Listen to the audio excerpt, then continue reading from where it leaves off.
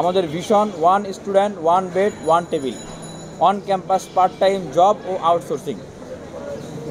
আমাদের প্যানেলের আমরা নাম দিয়েছি এটি কারণ আমরা আর বিগত দিনের পেশিশক্তি এবং কালো টাকা এবং দখলদারিত্বের যে রাজনীতি, সেই রাজনীতিতে আমরা ফিরে যেতে চাই না।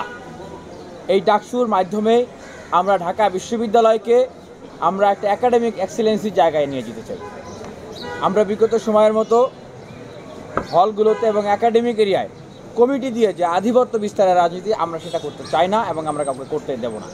শিক্ষার্থীদেরকে আমরা এটি কমিটমেন্ট দিচ্ছি। আমরা শিক্ষার্থীদের জন্য যে কাজগুলো করতে চাই, 1 নম্বর, ডাকসুকে নিয়মিত ক্যালেন্ডার ইভেন্টে পরিণত করা এবং আইন করে এটিকে ক্যালেন্ডার ইভেন্টে পরিণত করা। ডাকসু চলমান থাকতেই পরবর্তী ডাকসুর প্রস্তুতি সম্পন্ন করা। 2 নম্বর, শিক্ষার্থীদের যে দাবি, যেটাকে আমরা বলি মাদার অফ অল প্রবলেম, অর্থাৎ আবাসন সংকট, এটি সমাধান করার লক্ষ্যে আমাদের ভিশন হচ্ছে one student one bed one table. এবং আমরা এখন দেখছি যে প্রথম বর্ষ দ্বিতীয় বর্ষের যে ছাত্রছাত্রীরা আছেন তাদের অনেকেই আবাসন পান নাই। সেক্ষেত্রে তাদের জন্য জরুরি ভিত্তিতে আবাসনের ব্যবস্থা করা, তার আগ পর্যন্ত তাদেরকে আবাসন বৃত্তির ব্যবস্থা করা এবং হলগুলোতে ছাত্র এবং ছাত্রীদের যে হল আছেন, হলগুলোতে ছাড় পোকার যে উপদ্রব, এটা একটা মারাত্মক রকমের একটা সমস্যা এবং মশার যে উপদ্রব, এটাও মারাত্মক একটা সমস্যা। এই সমস্যাগুলো দূরীভূত করার জন্য আমরা কাজ করব।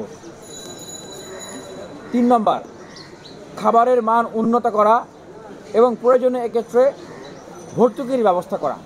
ঢাকা বিশ্ববিদ্যালয়ের শিক্ষার্থীদের এই অন্যতম একটা সংকট মনে হয় বেঁচে থাকার জন্য খাবার, কিন্তু দেশের সর্বোচ্চ মেধাবী শিক্ষার্থীরা যারা আছেন তারা তো শুধু বেঁচে থাকার জন্য খাবেন না, তাদের পুষ্টি মানসম্মত খাবার দরকার, যেন তারা এই খাবার, এই আমিষ দিয়ে তারা পড়াশোনা করতে পারেন। তাদের একটা হেলদি, যেটা বলে আর কি, যে সুস্থ দেহ সুখী মন, সেটার জন্য হয় এবং তারা যেন পড়াশোনা করতে পারেন, মানব সম্পদে তাদেরকে গড়ে তুলতে পারেন।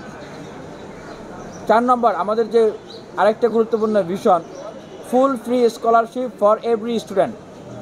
এই লক্ষ্য বাস্তবায়নে আমরা কাজ করব, কারণ আমরা মনে করি বাংলাদেশের মতো একটা দেশ, এই দেশ থেকে প্রতি বছর লক্ষ কোটি টাকা পাচার হয়ে যায়। এদেশের উন্নয়নের জন্য বিভিন্ন প্রজেক্ট, বিভিন্ন সেক্টরে হাজার হাজার লক্ষ লক্ষ কোটি টাকা বিনিয়োগ করা হয়, কিন্তু হিউম্যান রিসোর্স ডেভেলপমেন্ট, যেটা একটা দেশের উন্নয়নের সবচেয়ে গুরুত্বপূর্ণ চাবিকাঠি, বা যদি বলি একটা দেশের উন্নয়নের লাইফলাইন, সেটার জন্য আমাদের দেশে আমরা সেরকম গুরুত্বপূর্ণ কোনো ব্যবস্থা নিতে দেখি নাই। জাতি গঠনের জন্য আমরা সেরকম কোনো গুরুত্বপূর্ণ ব্যবস্থা নিতে দেখি নাই। তাই আমরা মনে করি যে ঢাকা বিশ্ববিদ্যালয়ের শিক্ষার্থীদের একদম পূর্ণাঙ্গ বৃত্তির ব্যবস্থা করা, তারা খাবে কি দিয়ে, বই কিনবে কি দিয়ে, তাদের যে ভর্তির যে সংস্থান হবে কি দিয়ে, এই দুশ্চিন্তা যেন তাদেরকে করতে না হয়। কারণ আমরা দেখেছি যে খুব বেশি টাকার প্রয়োজন হয় না, কিন্তু টাকার অ্যামাউন্টটা অল্প, কিন্তু এই অল্প অ্যামাউন্টের টাকার জন্যই এই ছাত্রছাত্রীদেরকে দুশ্চিন্তা করতে হয়। কারণ বেশিরভাগ শিক্ষার্থীরাই নিম্ন মধ্যবিত্ত পরিবার থেকে এই ঢাকা বিশ্ববিদ্যালয়ে পড়াশোনা করতে আসেন। বেশিরভাগ শিক্ষার্থীরই বাবা মা মুরগি বেচে, ডিম বেচে বা কাজ করে তাদের সন্তানদেরকে তারা পড়াশোনা করানোর জন্য খরচ পাঠান। এটা ঢাকা বিশ্ববিদ্যালয়ের ছাত্রছাত্রীদের পরিবারের অন্যতম গুরুত্বপূর্ণ একটা বাস্তবতা। এবং শুরুতেই আমরা যে কাজটা করতে চাই, এটার জন্য শিক্ষার্থীদের জন্য যাদের অনার্স কমপ্লিট হয়েছে তাদের ইন্টার্নশিপের ব্যবস্থা করা এবং মাস্টার্স হয়ে গেছে তাদের ইন্টার্নশিপের ব্যবস্থা করা এবং on campus part time job এবং আউটসোর্সিংয়ের ব্যবস্থা করা। এটা আমাদের কাছে খুব কঠিন কোনো বিষয় মনে হয় না। এটা আমরা যে ফার্মগুলো আছে তাদের সাথে আমরা ইতিমধ্যে কথা বলেছি, যদি ট্রেনিং দেওয়ার প্রয়োজন হয় আমরা শিক্ষার্থীদেরকে স্বল্প সময়ে ট্রেনিং দিয়ে আমরা তাদের আউটসোর্সিংয়ের ব্যবস্থা করতে পারবো ইনশাল্লাহ। 5 নম্বর যেটা বলতে চাই, যে বিদ্যমান যে গবেষণা কেন্দ্রগুলো আছে ঢাকা বিশ্ববিদ্যালয়ের, এই গবেষণা কেন্দ্রগুলোকে আরও উন্নত করা এবং বিশ্বমানের গবেষণা কেন্দ্রে রূপান্তরিত করা। এবং আরেকটা গুরুত্বপূর্ণ যে বিষয় আমরা উল্লেখ করতে চাই, ঢাকা বিশ্ববিদ্যালয়ের জন্য কয়েক হাজার কোটি টাকার বাজেট হয়েছে কিছুদিন আগে, মাস্টার প্ল্যান হয়েছে, এটা আমরা সকলেই অবগত। কিন্তু অত্যন্ত দুঃখের বিষয় যে সেই মাস্টার প্ল্যানটি কোনো পারফেক্ট মাস্টার প্ল্যান নয়।